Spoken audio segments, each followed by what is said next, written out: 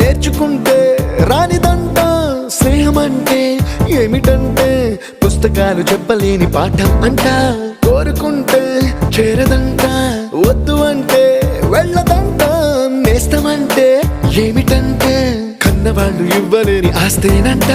ఇస్తూ నీకై ప్రాణం పంచిస్తూ తన అభిమానం నీలో ప్రతి ఒంటరి తరుణం చెరిపేస్తూ ఎన్నో వేల కథలు అరే ఇంకో కథ మొదలు छोटी छोटी छोटी छोटी छोटी छोटी बातें छोटी छोटी बातें बातें मीठी मीठी मीठी मीठी मीठी मीठी यादें मीठी मीठी यादें यादें